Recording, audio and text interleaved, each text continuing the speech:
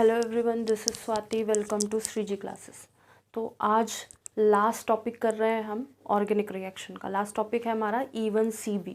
E1CB में क्या था, मतलब E1CB से पहले हमने E1 और E2 मैकेनिज्म या एलिमिनेशन मैकेनिज्म जो थी वो करा दी थी। ठीक है, तो E1CB क्या है कि यहाँ पे कॉन्जुगेट बेस का यूज़ हो रहा है और order of the reaction first होगी। ठीक है, ये कुछ E1 जैसा दिखेगा, कुछ E2 जैसा दिखेगा।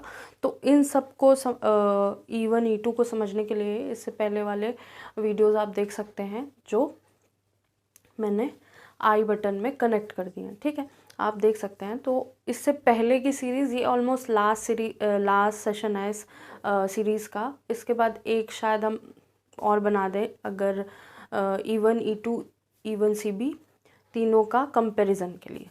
ठीक है, तो ये लास्ट है, तो हम देख लेते हैं कि E1CB में क्या है। E1CB क्या है? एलिमिनेशन रिएक्शन है कॉन्जुगेट बेस का। ठीक है, मतलब कॉन्जुगेट बेस बनेगा तब एलिमिनेशन होगा। ठीक है, तो रिएक्शन क्या है, इंट्रोडक्शन हमने लिख दिया है। स्टार्ट करते हैं हम अपना E1CB रिएक्शन। तो E1CB क्या है? Third mechanism for beta elimination. Beta elimination हमने बता दिया था। बीटा एलिमिनेशन मतलब जहाँ लिविंग ग्रुप होगा उस कार्बन के बगल वाले कार्बन पे, जहाँ लिविंग ग्रुप होगा वो अल्फा कार्बन होगा, उसके बगल वाले कार्बन पे क्या होगा? H होगा। अगर H नहीं है तो बीटा एलिमिनेशन नहीं होगा, तो H होगा तभी रिएक्शन प्रोसीड होगी आगे। ठीक है, तो in the reaction there is a rapid loss of proton to base, मतलब वहाँ बेस होगा जिसकी वजह से हम हाइड्रोजन को क्या कर रहे होंगे? रिमूव कर रहे होंगे, हाइड्रोजन या प्रोटॉन को रिमूव कर रहे होंगे। तो वहाँ पे एक लॉस हो रहा होगा, किसका? प्रोटॉन का। किसकी वजह से? बेस की वजह से। ठीक है, loss of proton leads to stabilize the carbon anion. देखिए प्रोटॉन निकला, जैसे ये एग्जाम्पल दे रखा हमने।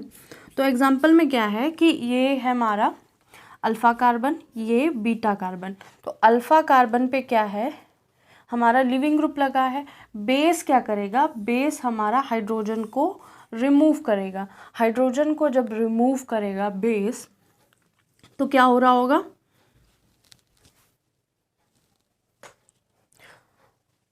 हाइड्रोजन को जब रिमूव कर रहा होगा तो क्या होगा? यहाँ पे नेगेटिव चार्ज आ रहा होगा, क्योंकि हाइड्रोजन पॉजिटिव लेके बेस के पास चला जाएगा, पॉजिटिव चार्ज हो जाएगा इस पे।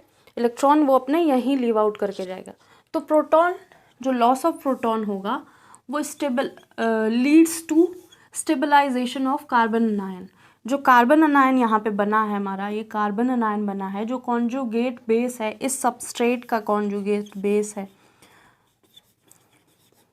कॉन्जुगेट बेस क्या होता है? जो एसिड से एक H निकाल लिया गया तो उसका कॉन्जुगेट बेस बन गया। ये हम इनऑर्गेनिक में पढ़ते हैं, एसिड बेस में। ठीक है, तो conversion of carbon anion to alkene, जब कन्वर्जन हो रहा होगा, कार्बन अनायन हमारा बन गया, अब कार्बन अनायन से जब अल्कीन बन रहा होगा तो क्या होगा? ये स्टेप क्या होगा? स्लो स्टेप होगा, इसीलिए ये रेट डिटर्मिनिंग स्टेप होगा। तो इसी से ही हम बता सकते हैं कि ये क्या है? फर्स्ट ऑर्डर का रिएक्शन है। ठीक है, या फर्स्ट ऑर्डर काइनेटिक्स है इसकी। तो कॉन्जुगेट बेस से क्या बन रहा है? अल्कीन बन रहा है। इसी स्टेप को रेट डिटर्मिनिंग स्टेप बोलेंगे। रेट डिटर्मिनिंग स्टेप ही हमारा सेकेंड स्टेप होगा। Elimination proceed through conjugate base. जो एलिमिनेशन होगा, या एलिमिनेशन ऑफ किसका? लिविंग ग्रुप का एलिमिनेशन होगा, वो क्या कर रहा होगा? प्रोसीड कर रहा होगा आगे।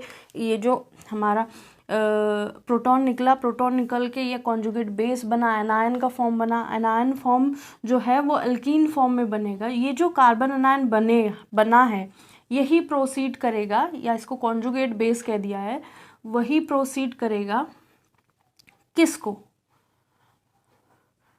एलिमिनेशन को। तो ये यहाँ पे अटैक करेगा, मतलब यहाँ डबल बॉन्ड फॉर्म कर लेगा और लिविंग ग्रुप हमारा लीव कर जाएगा। ठीक है, ये है हमारी E1CB रिएक्शन। तो हम इसको 5 सेकेंड देते हैं, उसके बाद फिर से इसको रिवाइज करा देते हैं।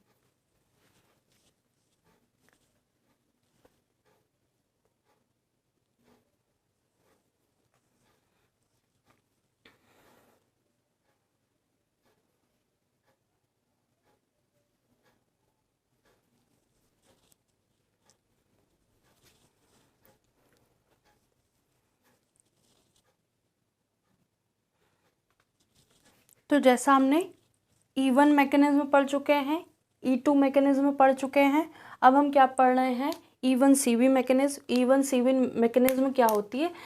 E1 मैकेनिज्म होती है मतलब यूनिमोलिकुलर रिएक्शन, यूनिमोलिकुलर सबस्ट्रेट होगा जो रेट डिटर्मिनिंग स्टेप में होगा। ठीक है, ये थर्ड मैकेनिज्म है। जो एलिमिनेशन रिएक्शंस हैं उनकी थर्ड टाइप की मैकेनिज्म है, जहाँ पे थर्ड मैकेनिज्म जहाँ पे बीटा एलिमिनेशन हो रहा होगा, बीटा से एलिमिनेशन हो रहा होगा या बीटा कार्बन से एलिमिनेशन हो रहा होगा।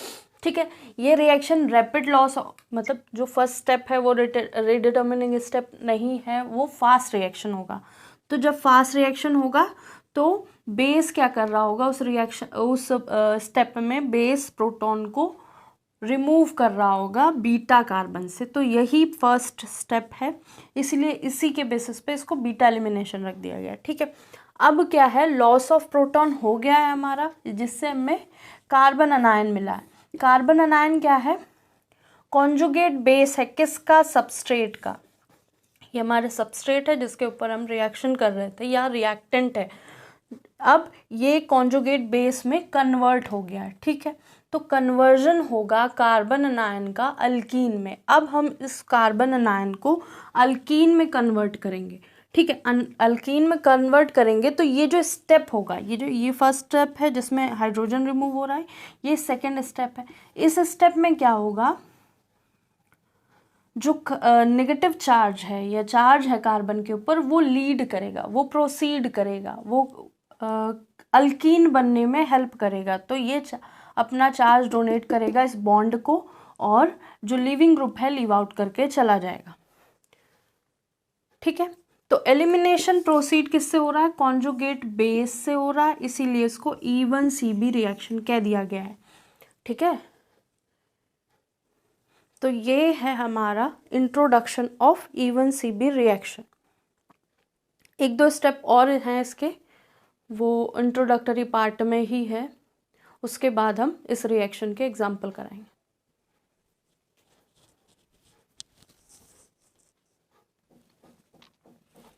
तो अगर हम ओवरऑल रिएक्शन देखते हैं तो रेट ऑफ रिएक्शन किस पे डिपेंड करेगा? अल्काइल हैलाइड पे।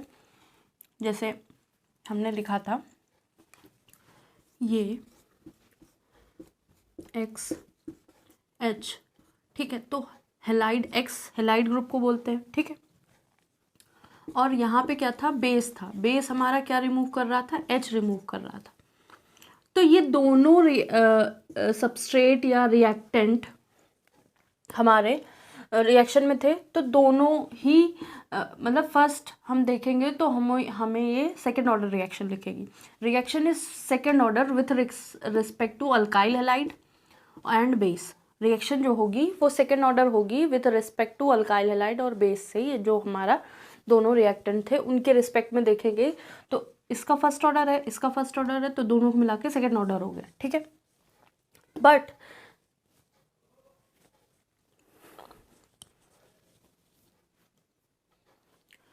The reaction is unimolecular. Reaction क्या है? यूनिमोलिकुलर है, क्योंकि जो हमारा सेकेंड स्टेप है वो क्या है? वो है रेट डिटर्मिनिंग स्टेप, इसीलिए इसको E1CB कह दिया गया। ठीक है, E2 mechanism similar as SN2 mechanism थी, इसलिए उसको E2 बोल दिया गया था। यहाँ पे क्या है, जो हमारा रेट डिटर्मिनिंग स्टेप है वो सेकेंड स्टेप है, जहाँ पे हमारा कॉन्जुगेट बेस यूज हो रहा है, कॉन्जुगेट बेस प्रेजेंट है, उसी की वजह से आगे प्रोसीड हो रही है रिएक्शन। क्या हो रहा है वहाँ पे? डबल बॉन्ड शो हो रहा है। ठीक है, या अल्कीन बन रहा है या ओलेफिन बन रहा है। ये रिएक्शन बहुत रेयर है। ठीक है, but the reaction is unimolecular because the reaction velocity depends on, जो रिएक्शन की वेलोसिटी है या डायरेक्शन है या स्पीड है, depends on concentration of conjugate base of substrate. Conjugate base पे, इस पे कॉन्जुगेट बेस है, इसी पे ही डिपेंड करेगी, इसीलिए इसको E1CB कहा जाता है। एग्जाम्पल देख लेते हैं। एग्जाम्पल क्या है, ये हमारा रिएक्टेंट है और ये है बेस। बेस क्या कराएगा, जहाँ पे लिविंग ग्रुप है उसके बीटा कार्बन से हाइड्रोजन को रिमूव करेगा, तो कॉन्जुगेट बेस बनेगा। ये फर्स्ट स्टेप है। सेकेंड स्टेप में क्या होगा, कॉन्जुगेट बेस प्रोसीड करेगा या प्रेरित करेगा या leads to formation of alkene. ये क्या करेगा, लिविंग ग्रुप लीव करेगा, ये बैक अटैक करेगा और हमारा अल्कीन बन जाएगा। 10 सेकेंड देखते हैं, आप देख लीजिए इसको, उसके बाद हम नेक्स्ट बात करेंगे।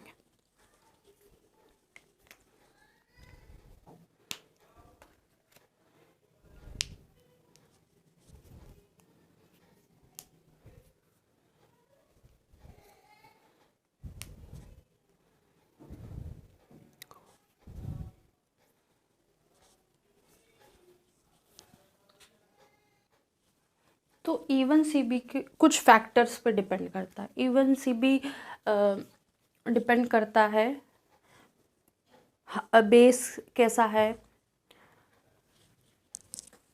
या प्रोटॉन जो प्रेजेंट है वो कैसा है, लिविंग ग्रुप कैसा है, उन पे डिपेंड करता है। ठीक है, इससे पहले हम बता दें, एक रेलवे की और SSC की और क्या कहते हैं, जितने भी ऑल गवर्नमेंट एग्ज़ाम्स हैं उनके लिए GS की क्लासेस स्टार्ट कर रही है इसी चैनल पे।